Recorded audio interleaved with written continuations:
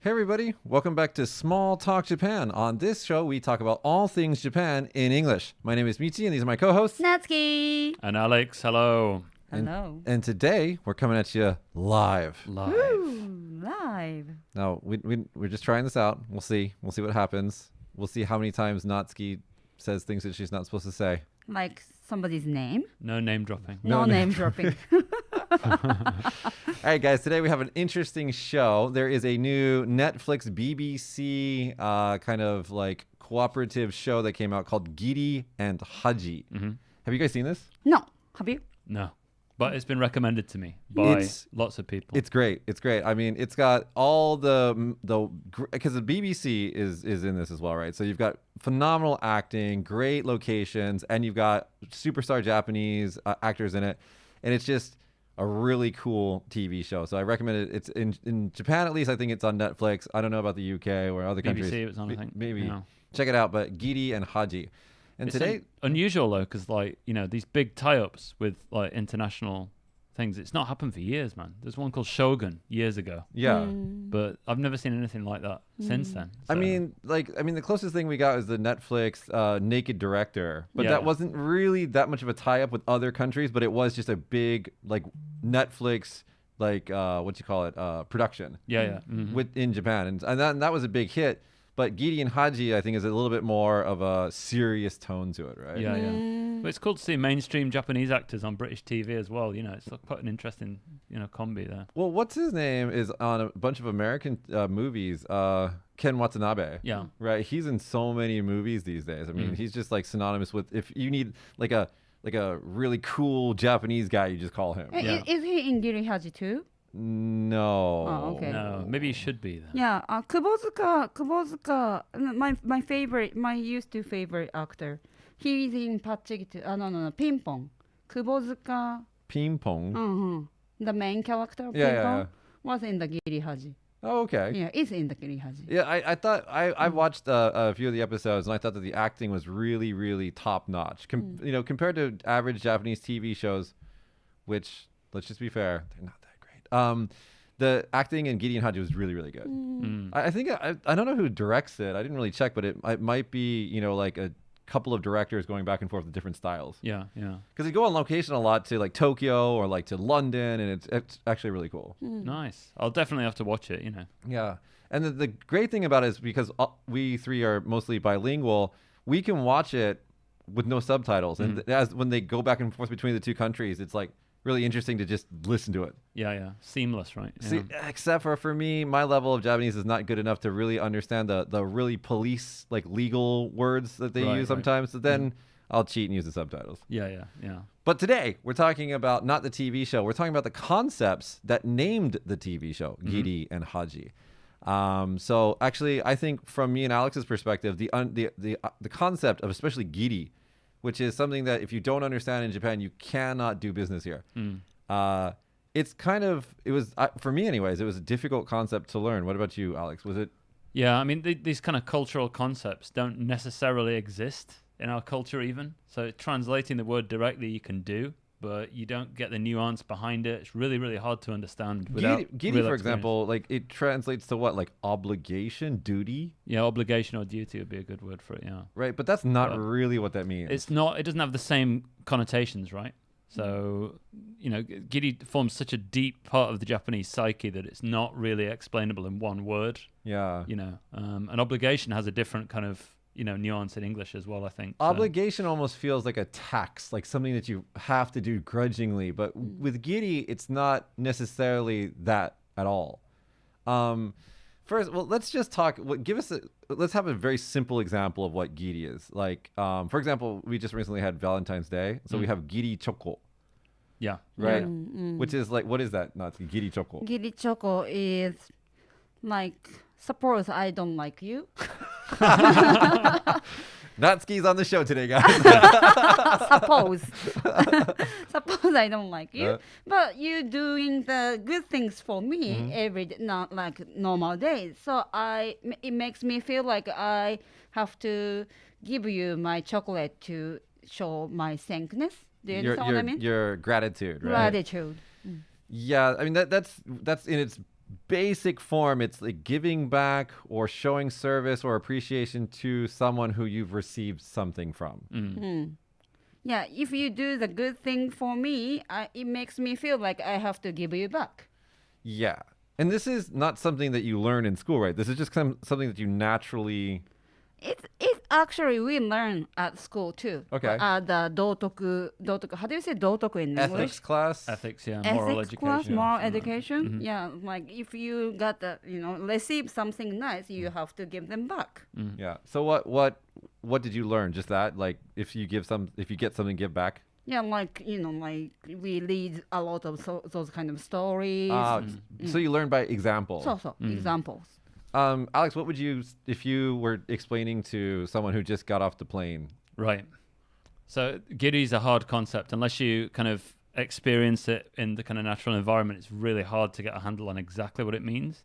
I think it's your societal obligation more than anything else. Yeah. So society's been supportive of you when you're growing up. You've been educated in society. And people around you have supported you, your local community, people that you live with, your neighbors. And you have to kind of repay that debt to them through, your behavior or whatever. So that's the general concept of Giri. Yes. And it's a societal kind of network that ties Japanese society together. So someone does something for you, you do something for them. So it's all part of this kind of group society that keeps it all in balance, really. One thing that I like to think about is, like, as you were saying, that when there's a societal imbalance, for example, you've received something, so therefore your side of the table gets a little bit heavier. Yeah. Then you need to give it back, so you balance it back out, right? But Giri can have really wonderful, outcomes. It can also have kind of negative outcomes. Sometimes people feel, for example, if you're in a company and the boss says, "Hey, let's all go out for drinks tonight." Like, you will feel an obligation to go with him, even if you don't want to, because you feel it's like a sense of duty that he's been a good boss for you. He's tried his very best, so you should give him your time. Yeah, Right. yeah. But then that could cause you a lot of stress. That's Right. true. Yeah. If I don't do that, it makes me feel like I betrayed that boss. Yeah, like you did something bad. So it's keeping the group together as part of it as Yeah. well. Keeping the group moving, as a unit instead of people going off and doing their own thing. So sometimes to fulfill kind of this obligation, Giri, you've got to kind of suppress your own wants and desires. So maybe I want to go home at 5:30, but everybody else in the office is staying till 7 doing a project or something. If I go on my own, it's like singling myself out. So that makes them feel bad that I've gone home early. Maybe I look like I'm not working as hard. So you kind of have to stay around to kind of balance it out. I think it's that kind of thing, right? I think that's an excellent point, Alex. Like the forgetting about yourself to give, right, is really, really important. And like, I would suggest that in more Western societies, for example, in America or maybe in England, if they're like, all right, let's go out for drinks. If anybody wants to come, and it's like, I'm tired, goodbye. Everybody's just kind of like doing their own personal thing. But in Japanese companies or in Japanese families or whatever, it's like, let's do it all together. Yeah. Yeah. I mean, there's loads of words like this. Like you've got ongaishi as well. Even like when they finish at yochien, the kindergarten at the end, they have like shaonkai. So that's kind of like showing your gratitude to everybody else that you've been through the system with. And whether you like them or not is irrelevant. So it's a lot of it comes from Confucian, values really. And Confucianism, knowing your role in society, knowing the role that you play, and understanding that your role is supported by other people as well is all part of it. Yeah. And the TV drama that you just talked about, Yeah. Giri Haji, that's about the Yakuza drama, right? So it's police and Yakuza, and the main character is a detective. and his younger brother committed a crime and then fled. And so he thinks this is all in the commercial. I'm not giving anything away. This is all in the commercial. Okay. And so he thinks that his brother's dead, Mm. but it turns out he's alive, and that starts the whole thing. So he goes to look for him in London and all that stuff. Yeah. I mean, so Yakuza society, people says that in Yakuza society, Giri is very strong. So you cannot betray each other. Yeah. So that's why probably they named Giri on the show. So like, yeah, I mean, I personally don't enjoy Yakuza movies because I think that they're either unrealistic or ultra violent. That's not my thing. But there is that kind of, like when I watch like a mafia movie, for example, there is this sense of like family about them. I don't know how true that is. Like Godfather? Yeah, Godfather or something like that. I mean, there is that sense of like honor and not betraying each other. So what's particularly interesting in this case that you just mentioned is that the guy's brother committed a crime, and he's a policeman. Yeah. So he's got obligation to the police and to his brother. And this is particularly Japanese because you can't cut one off. Yeah. So in like a Western setting, maybe, if you're in the mafia or something like that and you rat someone out, you're a rat and it's over. You know? But in Japan, that kind of complex network of relationships still exists. Even if you do something wrong, it's still there, Yeah.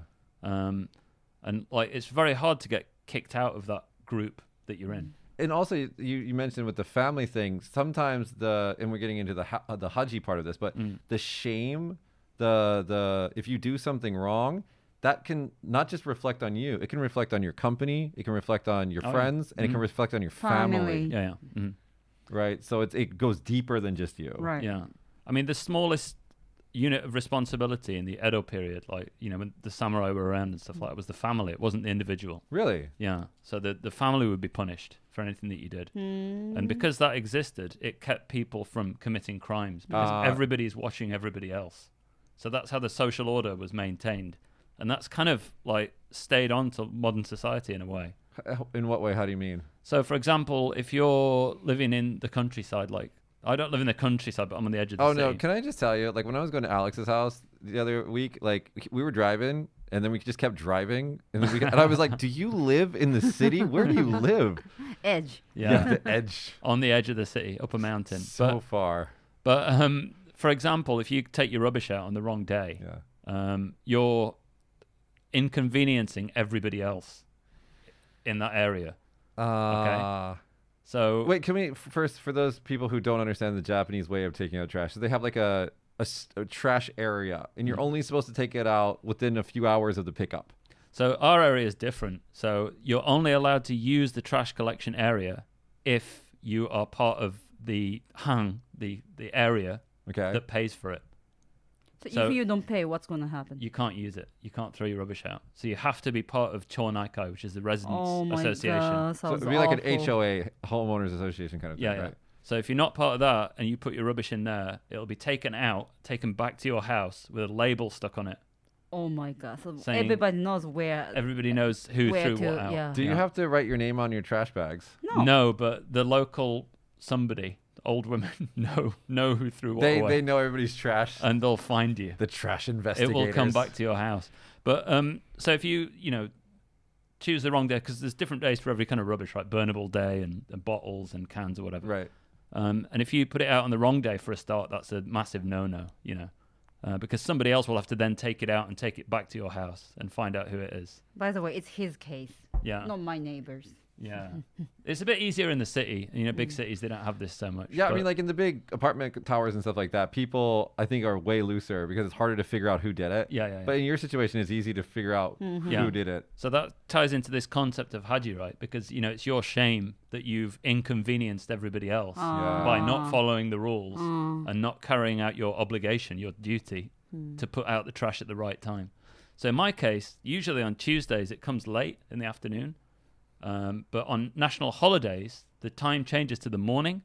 And I didn't know it was a national holiday because I work in tourism. So we work all through the national holidays. Right, you don't have holidays. We don't have any holidays at all. But I put it out in the morning. Yeah. And some other trash was in there as well. So I thought, maybe they've not come yet. So I put it in and just left it. And then the rubbish came back to my house. I actually went and took it out because somebody told me. Yeah. So I brought it back to my house. And then the next day, there was a massive sign on the trash collection thing saying, Tuesdays, put your rubbish out before 8 a.m., like with about 3 or 4 exclamation marks after it. So, you know, 怖い yeah, I know. But that's the kind of what will happen to you if you don't carry out your obligation. But that's also weirdly enough, we would say it's passive aggressive, but Japanese kind of like that haji, that shame is never necessarily directed at somebody. Sometimes it's just like generalized, but you know who you are kind of Well, it's like everybody could make that mistake. Yeah. So in order to prevent everybody making the same mistake, let's put out a notice. That's the thinking. But for the individual that's done the thing that's wrong, it's incredibly embarrassing and shameful to be pointed out, right? Does haji translate to embarrassing or shameful? It doesn't even, neither really. It doesn't translate because it's more than just shame. It's almost like an educational tool, you know. And it's a bad education in a way. It's saying you're a bad person because you've done something wrong. And you should know that and then correct your behavior. Yeah. But it's not corrected by God, like in religion, in Western society. It's corrected by society. Actually, let's talk about that for a second. So Giri and Haji, I think, are absolutely concepts that work without a deity, without God. Yeah.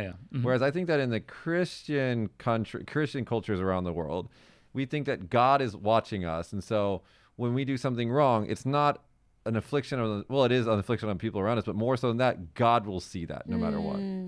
And like this is even so like into, I forgot what, maybe it's Holland or something like that. They don't have curtains on the windows because the belief is that you should live such a pious life, such a good life that anybody could just look into your house and be able to see. Oh, he's a good man. They have nothing to hide. You don't see many open windows in Japan. No, not at all. Not on houses. You know, all the curtains are closed usually. Mine are closed. Yeah. I never open my windows, but that's just because I don't like the sun. That's not because Sakurajima ash. Oh no. I mean, like I have like curtain. I have like blackout curtains all the time. That's why you're white like a vampire. And I take my vitamin D from a bottle, so you know. But getting back to the God thing, you know, if your number one concern is the community at all times, you really start to get these kind of, you know, with God it's easy because God's is like this, you know, he's loving and caring guy in the sky if you're a Christian, right? And so like if you do something wrong, you say you're sorry. But in a Japanese society, probably in a historical society, if you've done something bad, it's not just bow your head and say sorry, especially if it's a big thing. And like, I mean, there are some levels of like punishment. For example, you screw up in your company and you shave your head, right? That used to be a thing. Sometimes it is still a thing. Right? You like, and especially in like really cutthroat businesses and stuff like that, if you make a mistake, if you're a salaryman or a businessman, you make a mistake, they used to shave their heads as like a showing of, what would that show? Like remorse? I know I did something wrong. I don't think that's such a thing anymore. Is it, remember a few years ago, Japanese Idol did, and then it became a big news. Yeah, she was crying and shaved head. It's just like, oh. Yeah, it became a big news. Yeah. That was a performance, though, really, wasn't it? It wasn't. I don't think people do that kind of thing anymore. And she was apologizing, by the way, for having a boyfriend. A secret boyfriend. That was shocking. That's right. Yeah. She was just trying to be like Britney Spears. That's what she was doing. Oh, really? No, I'm kidding. Man. Did Britney Spears did that? Britney Spears came to Vegas and got married and shaved her head. Oh, really? Yeah, she did. Yeah, I remember that. Yeah, poor girl. I mean, I don't want to say anything bad about Britney. After there's a documentary about her. You watch it, you just feel bad for her. Really? I mean, yeah, she was just actually. She's been through many bad things. Yeah, I mean, she's just really been a victim of everything. It's too bad. Okay. But Brittany, we wish you the best, and whatever that AKB idol is, you too. There's too many of you to remember your names. Sorry. I mean, fame in Japan must be hard as well because you're right out in front of everybody, right? So all your kind of dirty laundry is aired, and people don't like kind of secrets getting out in Japan, right? But Japanese media loves a scandal. Oh yeah. And remember Becky? Yeah. She was like the cutest, like most innocent half girl talent, and then suddenly they got some dirt on her, like she was dating some guy who was married or something like that. I forgot what it was. And it's just like the media attacked her. Yeah. And it was like scary. It's like, guys, she was like, you loved her like a day ago. Now everybody's got to, why? Don't do that. He got away quite scot-free as well, really. The dude, right? Yeah. So I don't know what the score was. Because they went after the innocent, cute one who didn't, she's like, she doesn't seem like she would do that. And so that's why it was like big scandal. I'm like, and every time that was on the news, I was like, don't play this garbage on the news. Give me something that I actually need to know. I don't care about this. But yeah, I mean that goes in the Haji part of the shame. I think she apologized. I think she's back and she's okay now. Yeah, she's okay. She got married with a nice guy and she's happy ever after. Okay, well that's good. Good job, Becky. Yeah. But- So I mean, it's a difficult concept, isn't it? Really. In Japan, there's a phrase. What is it? Saimon. Futaro suru? Yeah, stinky stuff gets the lid. Yeah. So there is that thing of putting things out of sight, and out of the view of the society. Yeah. So that does happen in families and stuff as well sometimes. Well, I think that happens in the West as well. I think that we value our privacy, but I don't know. I just think. I mean, I think Giri as a concept, I think goes against some Western ideologies because we feel like every individual is very, very important, right? The individual is the most important thing. Whereas in a Giri Haji society, it's not the individual, it's the group. So you're supposed to sacrifice yourself or your wants and your desires for the betterment of the group or the collective or whatever. I guess that show seems really interesting then because you've got the Western ideal of, individualistic society versus the kind of Eastern ideal of a group society. Yeah. And then these, complicated webs of, obligation and duty and shame and things like that. British people are good at shame as well. One of the interesting things is that the detective, when he goes to London, one of the people that actually helps him is this. I think he's a Nikkei, like a Japanese blooded but English born person in the show, and he's a gay, like prostitute.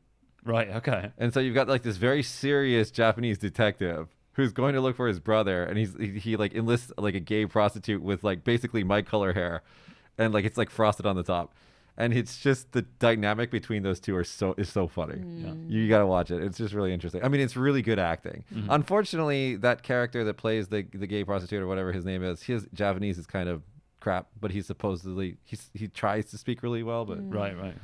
yeah. Yeah. No, difficult concepts though. But Haji and Hazukashi are different, right? As well. What's the difference between Haji and Hazukashi? Hazukashi side, like the embarrassment, shame, and shame. Modest? Modesty is different, right? Modesty is like Okuyukashi. yeah.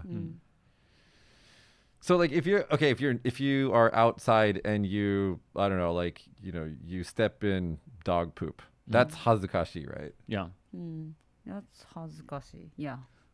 I think more like a good example would be like if somebody's complimenting you loads. They're saying, "Oh wow, you're so cool, you're so handsome, thank you very much."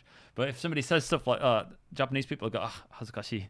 Alex is great when somebody's complimenting him. Like most people in Japan, when they get complimented, like yeah, sonna koto nai yo, that's not true, don't say that. Alex is just like arigato. That's it.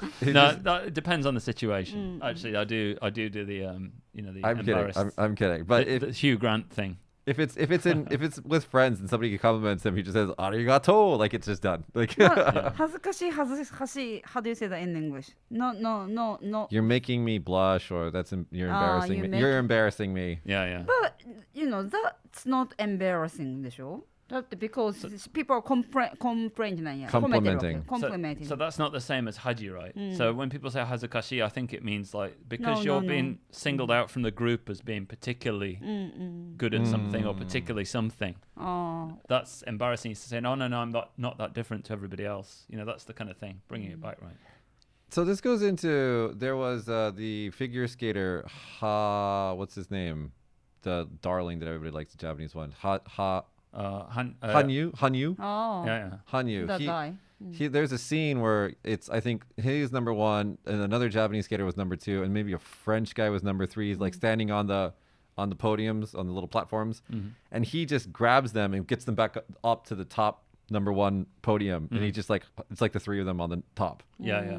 So we're all together. Yeah, we're all together. That kind of like idea of like the collective good or something like that. I'm not sure how to say that, but like I think that exists. That's a very Japanese concept. Well, it's funny because in like martial arts and stuff as well, like judo. Yeah, talk about martial arts because you're into that. Well, like judo, if you watch it in the Olympics and stuff like that, foreign judo players or whatever, or judo, I don't know what the word is, judoka, they tend to do like kind of celebratory poses and stuff like that at the end. The Japanese don't do that so much. Showboating. Yeah, like going, yeah, something like that. And Japanese judoka don't used to do that so much. I don't know about now. Maybe they do it a little bit, but because of the feeling that it's a martial art and the other person is supposed to have been defeated, you shouldn't be, proud of that and show off about it. You should be kind of graceful in the other person's defeat and your victory. So show respect for the fallen opponent as well, right? Yeah. So in sumo as well, they don't show any kind of, you don't see them going like, yeah, at the end when they've won. It's like... Or if they do, I think the sumo world is incredibly Japanese. And so if there's any kind of like cultural violations, they kick them out. They're just like, get out, kind of thing. So it's very strict. So, I mean, that's important as well because it maintains the kind of aura and the kind of spirit of the sport as well, right? So, I mean, showboating does work sometimes. Table tennis, Japanese players do show off a lot when they're like, yeah, and like screaming and stuff. But it doesn't look, as cultured or refined, perhaps. Especially in a martial art, I think. You want them to like win and then just like respectfully bow, and you're like, oh, that's badass. Yeah. It's cool as well, right? It is cool. It is cool. But I was thinking that it's funny that the kanji for Haji is like mimi ni kokoro desu. Why is that? Do you know? Well, translate that. What does that mean? So mimi is like ear, right? And kokoro is heart. Right. I have no idea. Or mind. So it's weird, isn't it? That would be the particular etymology of it. Yeah. I wonder why. So to listen to your heart. Listen to your heart. Listen to your heart. Know your shame. Know your shame from your heart. Shame from your heart. Yeah, and I want to go back to business because I think that this is really where I think we see a lot of Giri. Is that we have these seasonal gifts that we give out. That's part of I think Giri. Like you feel this obligation to the people who have done you well, and so you just send the Japanese culture of sending gifts. Yeah, I mean maybe it's changing now, but man, I'm like every convenience store has these like seasonal gifts that you can send to your friends and stuff like that. Not only convenience store. Well, I'm saying that like it used to be like a high end thing, but now even 7-Eleven does it. Yeah. So. Yeah. Or two again, stuff like that. If you get it, you got to send it back, right? Things like that not happen in Western country. Like it's like I guess it's like a Christmas present. Yeah, but we do it once and it's done. Like we got Christmas and that's it. I can't think of any other holiday or whatever where we send stuff like that. You might send a Christmas card to business associates or something like that, maybe. But or a holiday card. Holiday card. A holiday card. Well, yeah, whatever. But you wouldn't really have the culture of sending gifts like in Japan, I don't think. Yeah, especially with seasons, right? Yeah, and it can be a lot of work because if you get a lot, if you're a famous person or someone who's well known, you get lots of stuff, and then you have to send something back. It does keep the economy going round. Yeah, it does. Yeah, it's good for the economy. Yeah, and it's nice to get things as well, but sometimes it's like arigata meiwaku, like you get something that. So arigata meiwaku is like thankful. I'm thankful, but it's also kind of troublesome. It's a burden. Yeah. So it's like someone does something for you, which is nice, but it's like a bit too much, and you didn't really want it. Yeah. So you've got to kind of accept it, and that's kind of giddy as well, right? Yeah. Because they've done something for you, so you're like, oh, thank you, But my mother-in-law told me that if you want to do the oseibo, it's a winter gift that we exchange. Yeah. If you do the once, you have to do the forever. You cannot stop it.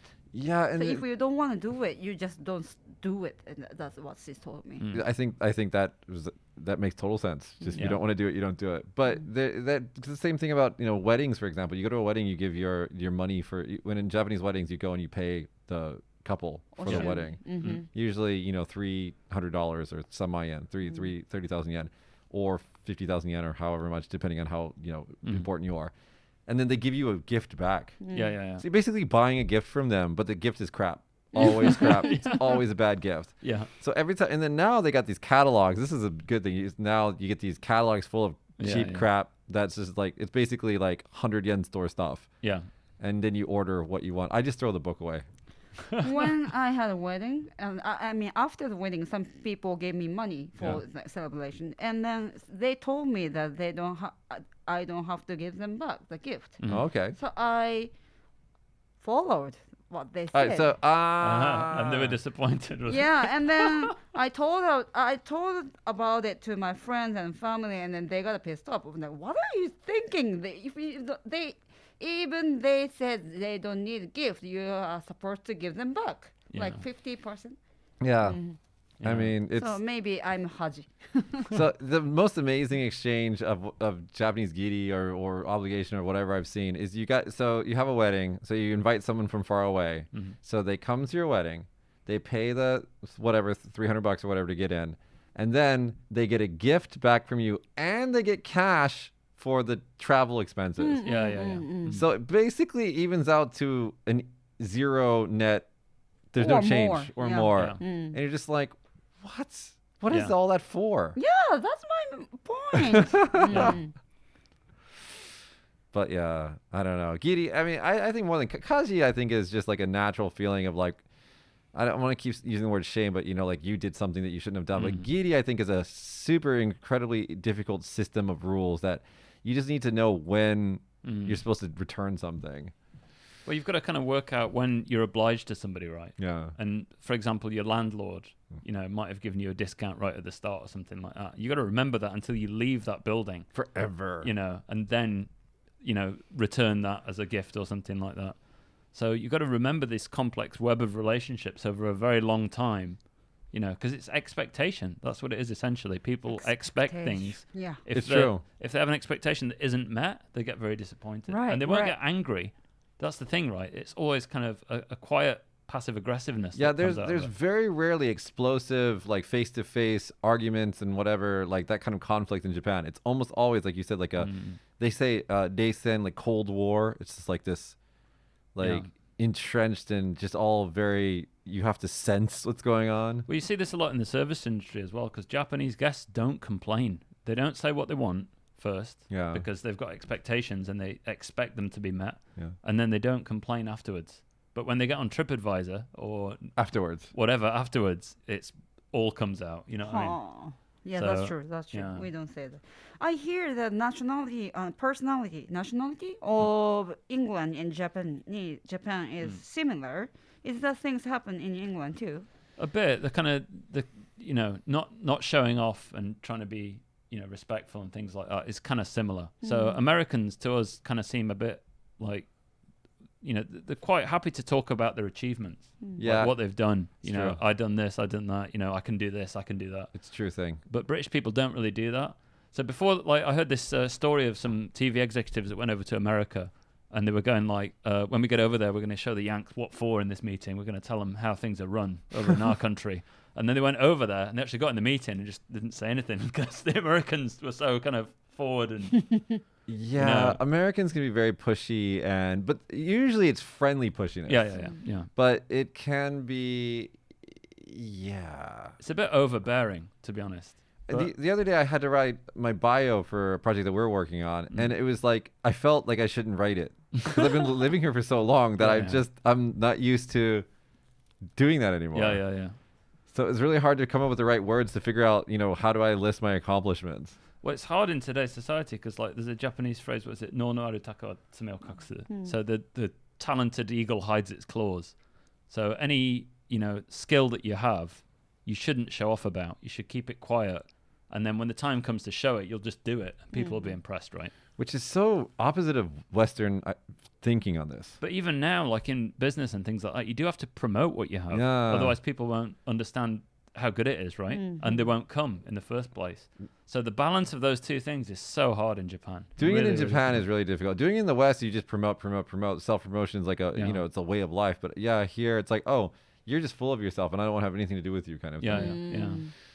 Yeah, that's hard. So you shouldn't talk about what you do too much, but you've got to talk about it enough that people understand that you're doing something interesting. You gotta really dodge the bullets You've on got that to one. dodge in and out, and you've got to use a lot of kind of round the way, you know, ways of saying stuff to get people to recognize. Often it's like I've been working with somebody. You know, it's not like I did this. It's like I worked with. We did this. Yeah. Or name dropping actually works in Japan quite a lot. You know, if you work with X department or you know X person, people go, wow. You know, so names are very important here That's as well. right. Reputation, right? Reputation. Yeah, but I tell you, man, Giri does last a lifetime. I mean, some of the people who helped me out in my businesses early on, you know, if they call me up today and like, even if I have plans, they're like, hey, what are you doing? Let's go get dinner. I'm dropping my plans and I go hang out with them, you know, because I have that, I don't want to say obligation, but that kind of gratitude towards them that's like everlasting. Right? Yeah. It's like they were like basically, you know, kingmakers at that point, right? And so yeah, you really do have to remember that. I mean, it taught me a lot about thinking about other people instead of just being self-centered and thinking about yourself. You do end up thinking about other people a lot, The problem is if you go too far and end up being, almost oppressed by that, and it becomes Makes you unhappy. It can make you very unhappy. Yeah. And the thing about Japan is everybody comes here and they go, oh, it's so clean, it's so efficient. Trains are on time all the time. Shop service is great, and it's all true. But what they don't see is they see the duck above the water swimming along. They don't see the legs underneath going, crazy to keep it all running smoothly. Yeah. So a lot of Japanese people, the hard work doesn't show on the surface to visitors to Japan.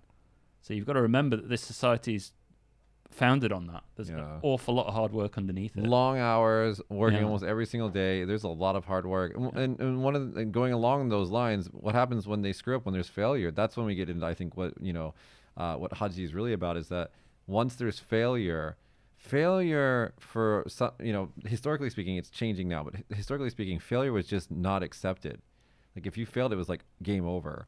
That's a little bit different here, though, in this region. So here, but I mean, like, well, closer to like Tokyo and that stuff. But yeah, here is a little bit different. Yeah. Talk about that. Talk about here is the south part of Kyushu. So they had in the Edo period, they said a successful samurai from Satsuma or whatever was the first one was somebody who tries something and succeeds. Is number one. Tries something new and succeeds. Second one was who tries something new and fails. The third one was somebody who tries something that's been tested and succeeds. And then I think the fourth one was try something that's been tested and fails. So actually trying new things and failing at it was seen as being something that was kind of virtuous. So there is that built into Japanese culture as well. But it's such a complicated web of, interrelationships. And, you don't want to disappoint somebody. You don't want to embarrass your company, your boss. You don't want to put somebody else out. That it stops a lot of that happening in reality, right? Even if that idea is there. So yeah, it's very difficult navigating Japanese culture, especially as a foreign person. Yeah. But there's a lot of lessons to be learned from it, though. One thing that we're afforded, and we should talk about while we're talking kind of like authority figures on the subject matter, is that we are afforded a lot of slack. Oh yeah. Way more than an average Japanese person. So if we make cultural mistakes, or if we make gaffes or whatever, basically they're just like, oh, you didn't get it. Yeah. And they'll either ignore it or explain it to you. Mm-hmm. That wouldn't happen to a normal Japanese person, right? They screw up and it's like shame. And it's like, it's a different. So we're treading the thin line here because on one hand, it's an advantage to have that. Yeah. On the other hand, it's cheating. It is cheating. And also it's kind of like, sometimes you're expected to know. Yeah. If you've been here for a long time, and you speak Japanese well, like you should know this. Yeah. You should act like a Japanese person. And then sometimes it's like used against you. So it's like you're foreign, so you wouldn't understand anyway. I've been excluded from conversations because of that. Oh, you wouldn't understand what we're talking about. Yeah. It's like, oh, just try me. So it's a really weird line, that one. Yeah. And it's a completely different topic, really, to be honest. But I mean, I had it once. This guy came down from another region of Japan, and the martial art I practice, he came to the kind of end of year cleaning, and then we have like a naorai afterwards, like a drinking party thing, a couple of years back now. And he goes to me, you wouldn't understand Bushido Seishin, you wouldn't understand the Japanese like warrior spirit or whatever to me. And the guy who sat next to me, who's been training with me for like 15 years or whatever, turns around and he goes, no, he understands it much better than you do. You're not even from Kagoshima, so be quiet. So, there is that as well. If you're accepted into those groups, they'll go to the ends of the earth to look after you. Yeah. So it's just a really complicated web that takes a lot of time. Yeah, it does. And like, I think that you just, through exposure, we start to get it. We start to understand, okay, this is the situation. I need to be mindful of this person. I need to be thinking about this, and like, it's hard to make it into a guide, but I think if anybody listened to this podcast, I think you're going to be, miles ahead if you didn't know anything about these concepts to try to navigate it. But it's pretty hard. Yeah. It's pretty hard. I mean, there's a lot of research on it. If you look for papers on Giri and Haji and things like that, there's an awful lot of literature. Yeah. And people have been talking about it for a long time. But these cultural concepts and words don't match up very well. And that's why the cultural understanding, doesn't... That's the thing, is we don't have great words to match those two concepts. Yeah. There are some in English as well, right? There's some English words that don't translate into Japanese. Yeah, there's lots of those. Every now and then I'll see a Reddit post. It's like, what are unique words in your language that don't translate? You know? Yeah. So, but in this case, it's hard. But I think if you watch the Netflix show, Giri Haji, I think that you'll get great gain and understanding because the detective guy, he's constantly, as you were saying, torn between the two obligations to his family, to his work, and it just you can kind of understand him. And that actually underscores a lot of Japanese fiction. It's usually not like, oh, Captain America, he's the super good guy, always good guy, and then there's the evil whatever guy. It's like black and white. A lot of Japanese fiction is like shades of gray. Yeah. Where like the good guy is still kind of the bad guy sometimes, or the bad guy is kind of the good guy. I mean, you get that in England a little bit as well. Do you? Like Remains of the Day and like those kind of books where it's like there's a servant maybe who wants to have a romantic relationship with somebody who's a different class and they can't because, British class system. Are we just going to talk about Greater Expectations or something now? Some kind of, that kind of thing, right? That does exist in Britain as well. Yeah. And maybe not so much today, but it was there. And we still have that kind of reservedness a little bit, I guess. Yeah. And we play up on it as well, right? When we're in foreign countries. Because people love it, right? Europeans love it. It's definitely, I think that, like Natsuki was saying, that there's a lot of more overlap between the Japanese culture and the English culture than there is between the Japanese culture and the American culture. Very different in terms of expectations. Joker, American movie. Joker. Oh, yeah. That was nowadays, American theater is becoming more nuanced. Nowadays. But yeah, Joker was a movie that when you watch it, you don't know who you're cheering for. You're either cheering for, at some points you're cheering for the bad guy. Yeah. Right. But yeah. Very meta, right? Very very meta. Yeah. Swordfish was another movie like that with what's his name? John Travolta. John Travolta. Yeah. That's also a movie where you kind of cheer for the bad guy. Yeah. Wow. Anti-hero, right? Yeah. Well, anyway, guys, I think that's been our live show about Giri and Haji. If you guys have any comments or, want to remark about anything, maybe something that we left out, there'll be comments. Actually, there's live comments, but we're not looking at them right now. But you can if you want to.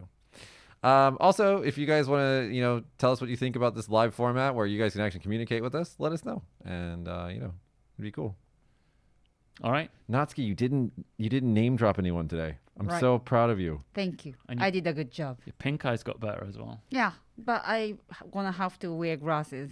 It's a brand new one. Do you feel okay? Yeah. Okay. Thank you. Welcome back to the show. Thank you. When it was just me and Alex, it was pretty, just dudes. Mitch was crying. A little bit. Cried on the inside. Tear rolled down his cheek. Happened. It did happen. Yeah. It did happen. Is that Giri? Yeah, that was my Haji. All right, guys. Anyways, that's been our show. We'll see you guys next week. Bye, everybody. Bye. Bye. Hey guys, Josh here. Thanks for watching this week's episode of Small Talk Japan. Small Talk Japan is filmed and recorded in Kagoshima at Story Studios. This week's episode stars Mitch, Natsuki, and Alex, and is produced by me, Josh. The executive producer is Michi, and hair services done by Drops Temonkan. This podcast is brought to you in part by Stapleton A. Kaiwa. Leave us a comment below and let us know what you think. Thanks again for watching, and if you enjoyed the show, click here to subscribe and click here to watch more. See ya! Hey guys, Josh here. Thanks for watching this week's episode of Small Talk Japan. Small